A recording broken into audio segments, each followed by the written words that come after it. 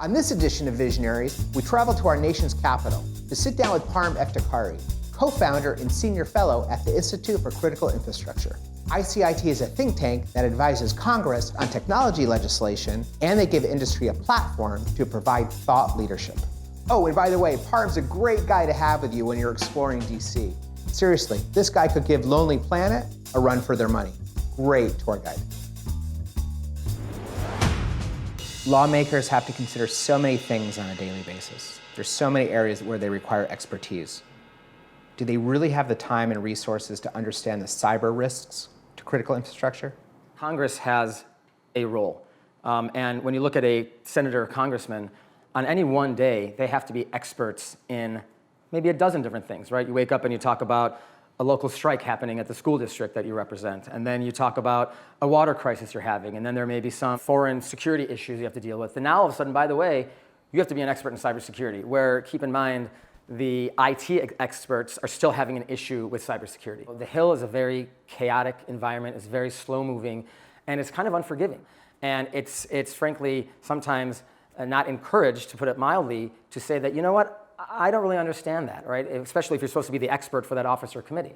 So making yourself almost vulnerable and accepting what you don't know and being able to ask the questions and knowing that there are trusted sources of information like ICIT out there that will come in and provide that research to you, I think is an important step. What areas do we require more focus? I think first and foremost, we need to have more education. All of this starts with the educational process. And as an institute, when we are putting out briefs and we're literally distributing it on the Hill and distributing it to agencies and sharing it with the critical infrastructure community, the importance of that cannot be understated, because until you fully understand an issue or understand how the technology works, how can you expect Congress to legislate on it? How can you expect an organization to make an educated decision on it and to understand what technologies and tools we need to be putting in place? For example, we have brought behavior analytics, which is obviously what Securonix does, to Congress. So there has been a lot of action and a lot of efforts. And like I said, the hunger is there, the need is there, and we're just fortunate to be able to fill that void. What are some of the key trends you're seeing as it relates to new and emerging technologies from a policy and government perspective? You know, when you look at what's out there, we have great technologies, we have great tools, and yes, there's always innovation. We now have better analytics. We have big data technologies that are allowing us to understand all this data we've been collecting. We have user behavior analytics to allow us to identify an unauthorized access. We have artificial intelligence being used to improve perimeter defenses. So all of these things are important. But what the Institute often talks about is multi-layered security. As Parham stated, technology is an essential portion of multi-layered security.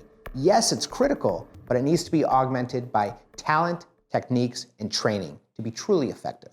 A great example of this is a ransomware report created by ICIT and some of their partners. So ICIT recently released a report on ransomware, working with a number of security vendors like Securonix and others. What are some of the suggestions or recommendations we can pass on to people interested in mitigating threats related to ransomware? The authors had really made 4 key points in terms of recommendations that are part of the solution.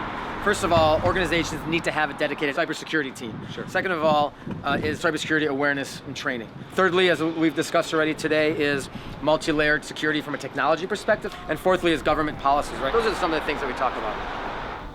Yeah, man, I love this place. So Parham, I'm a sucker for French onion soup, but what else is good here? All right, well, basically everything here is awesome. The mussels are really good. If you like duck, they have a great confit canard. They also have a pretty good tartiflette, which is like kind of the potatoes and the cheese. So it may not be healthy, but it's pretty good. Oh, and I forgot to mention, Parham is quite a foodie.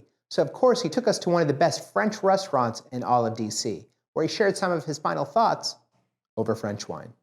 It takes a village, it takes a community. And so government is not going to be the silver bullet. Technology is not the silver bullet.